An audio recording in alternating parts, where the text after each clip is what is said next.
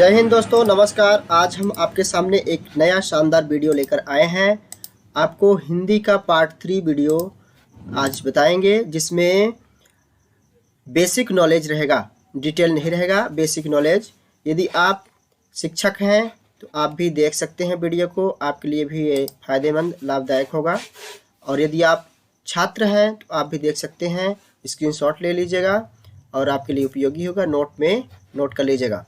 तो वक्त ज़्यादा ना लगाते हुए हम शुरू करते हैं। और आपसे निवेदन पहले से मैं कर रहा हूँ, प्लीज़ चैनल को सब्सक्राइब ज़रूर कर दीजिएगा और लाइक कर दीजिएगा। और आप अपने कमेंट में बताइएगा कि आप क्या करते हैं, आप पढ़ते हैं कि पढ़ाते हैं, और यदि पढ़ते हैं तो कौन सी क्लास में पढ़ते हैं। तो चलिए शुरू करते हैं। विषय हिंदी।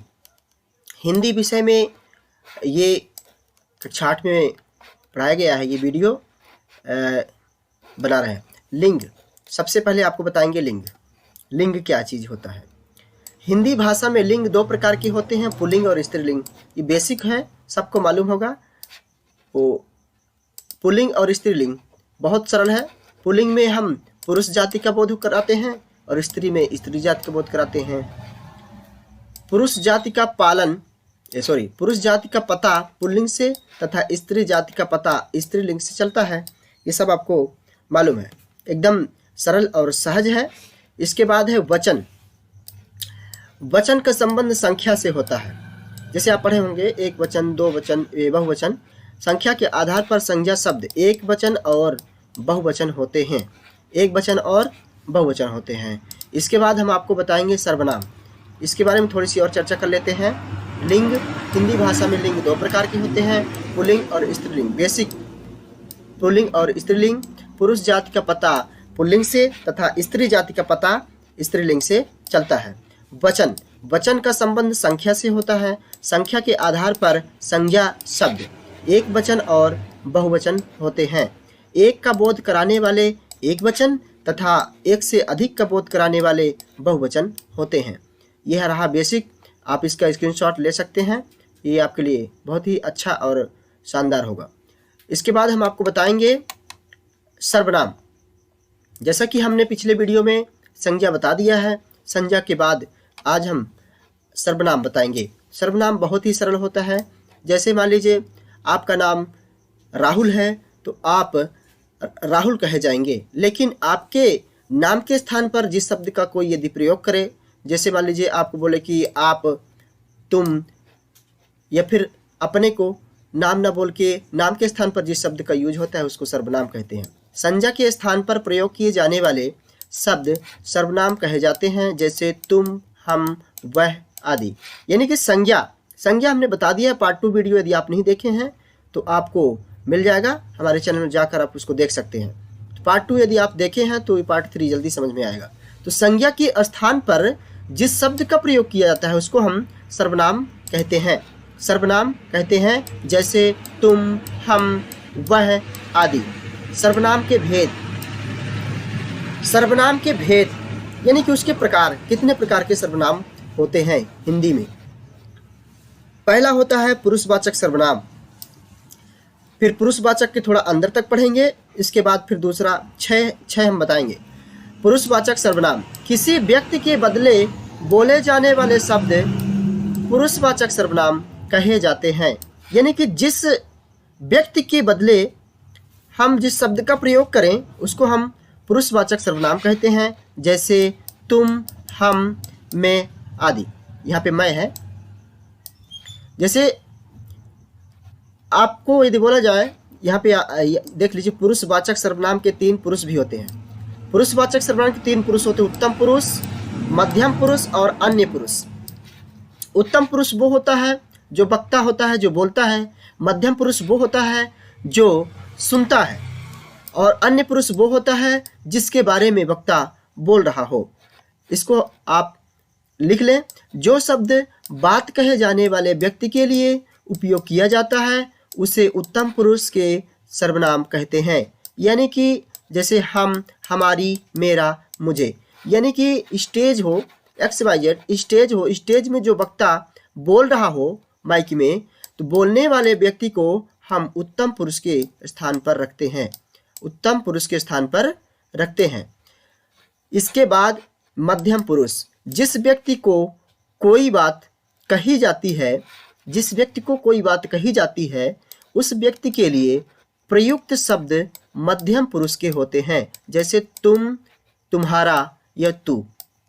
यानी कि मध्यम पुरुष जिस व्यक्ति को आप कोई बात बता रहे हो, यानी कि आप स्टेज में हैं और उस व्यक्ति को आप अपनी बातें बता रहे हो, ये अपने नहीं किसी और की बात आप बता रहे हो, तो जो आपकी बात को सुन रहा हो वह मध्यम पुरुष के अंतर्गत आएगा।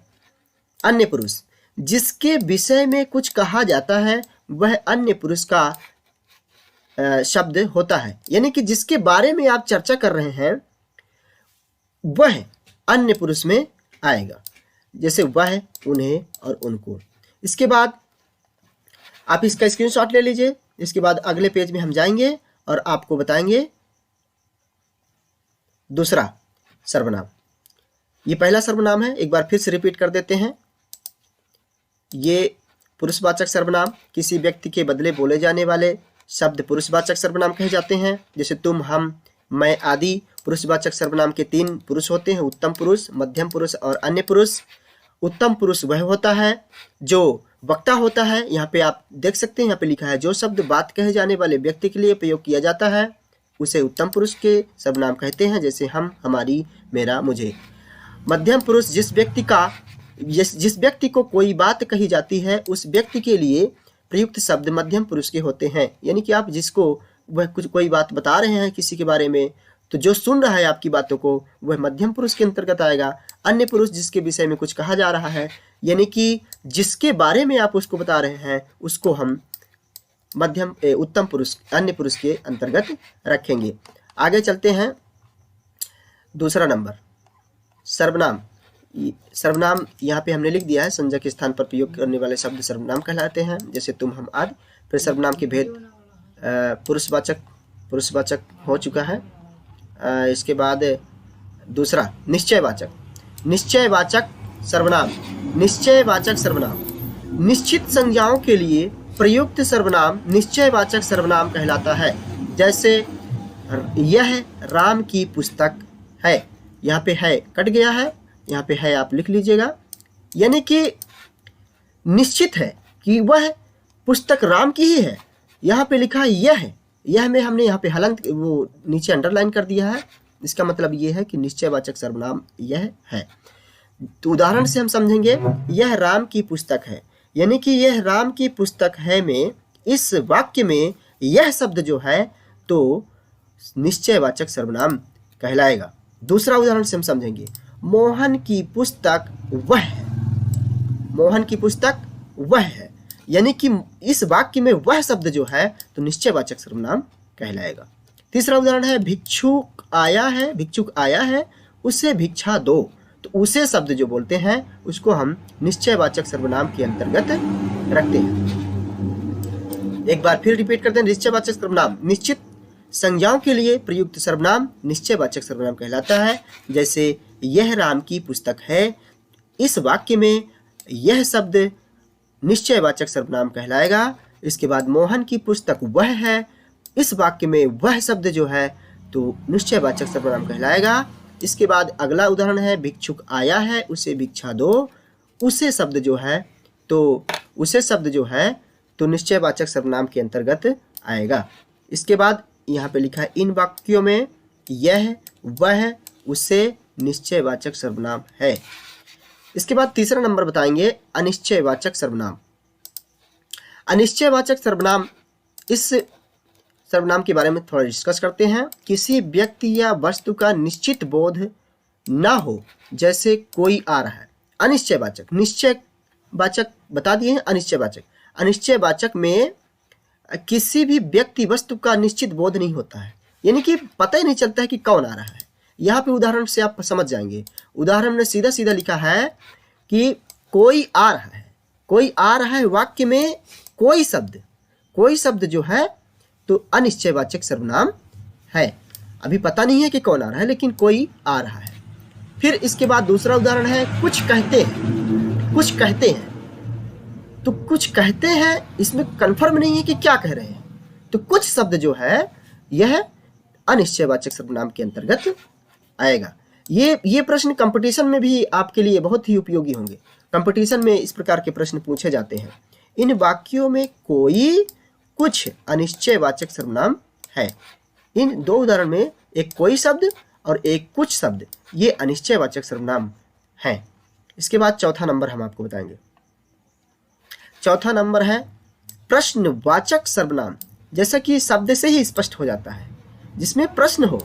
इस सर्वनाम का प्रयोग प्रश्न पूछने के लिए या कुछ जानकारी प्राप्त करने के लिए करते हैं। यानी कि इस सर्वनाम का प्रयोग प्रश्न पूछने के लिए या फिर कुछ जानकारी प्राप्त करने के लिए किया जाता है। जैसे क्या किया जा रहा है, यहाँ पे प्रश्न पूछ रहे हैं क्या किया जा रहा है। जैसे मान लीजिए आपसे कुछ कोई पूछे कि कुछ काम हो रहा हो तो क्या किया जा रहा है, पूछ रहे हैं। तो क्या किया जा रहा है वाक्य में क्या शब्द जो है वह प्रश्नवाचक सर्वनाम है। क्या शब्द क्या है, प्रश्नवाचक सर्वनाम है। और ऐसे शब्द जिसमें प्रश्न पूछा जाए, उस शब्द के ऐसे वाक्य जिसमें प्रश्न पूछा जाए उसके बाद प्रश्नवाचक चिन्ह का प्रयोग किया जाता है। दूसरा उदाहरण है कौन आ रहा है। कौन आ रहा है, यहाँ पे गलती हो गई है, खड़ी पाई है, यहाँ पे प्रश्नवाचक चिन्ह रहेगा। कौन आ रहा है, आप पूछ रहे हैं कौन आ रहा है, तो इस वाक्य में कौन शब्द जो है तो प्रश्नवाचक सर्वनाम है। इसके बाद आपको हम बताएंगे, क्षमा चाहते हैं लैपटॉप का चार्ज स्लो हो गया था इसलिए हमने बटन चालू किया अभी। इसके बाद पांचवा नंबर है संबंधवाचक सर्वनाम। संबंधवाचक सर्वनाम। संबंधवाचक सर्वनाम में संबंध बताया जाता है। जैसे दो संज्ञाओं अथवा दो सर्वनामों का संबंध बताने वाले शब्द संबंधवाचक सर्वनाम कहलाते हैं। यानी कि दो संज्ञा हो अथवा दो सर्वनाम हो, चाहे दो संज्ञा हो चाहे दो सर्वनाम हो, उनका संबंध बताने वाला शब्द, उन दोनों के बीच का जो संबंध है उस को बताने के लिए जिस शब्द का प्रयोग किया जाता है वह संबंधवाचक सर्वनाम के अंतर्गत आता है। जैसे वह वही कलम है जो मैंने कल दिया था। देखिए कितना अच्छा उदाहरण है। आप बता रहे हो या फिर आप मान लीजिए कह रहे हैं कि वह वही कलम है एक जो मैंने कल दिया था। यानी कि वह वही कलम है मैंने कल दिया था। इन दो वाक्यों को जोड़ रहा है जो शब्द। जो के नीचे हमने यहाँ पे अंडरलाइन कर दिया है। इसका मतलब ये है कि ये संबंधवाचक सर्वनाम है। वह वही कलम है जो मैंने कल दिया था। इस वाक्य में, इस संपूर्ण वाक्य में जो शब्द जो है तो क्या कहलाएगा, संबंधवाचक सर्वनाम कहलाएगा। इसमें जो शब्द हाँ यहाँ पे लिख दिया है हमने, यह इसमें जो शब्द संबंधवाचक सर्वनाम है, यहाँ पे है रहेगा, है, इसको काट देते हैं। तो बहुत अच्छा उदाहरण है, वह वही कलम है जो मैंने कल दिया था। तो जो शब्द जो है आप बता रहे हैं कि वो वही कलम है जो हमने कल दिया था। तो जो शब्द जो है तो यहाँ पे संबंध बता रहा है, इसलिए जो शब्द संबंधवाचक सर्वनाम कहलाता है। ये भी बहुत शॉर्टकट में है और संक्षिप्त जानकारी है। इसके बारे में हम डिटेल पढ़ेंगे तो विस्तृत होगा। डिटेल हमने अभी वीडियो नहीं लाया है, ये शॉर्टकट है। फिर इसके बाद छठवां नंबर है निजवाचक सर्वनाम। निजवाचक सर्वनाम, जो सर्वनाम वाक्य के कर्ता के लिए प्रयोग किए जाते हैं उन्हें निजवाचक सर्वनाम कहते हैं।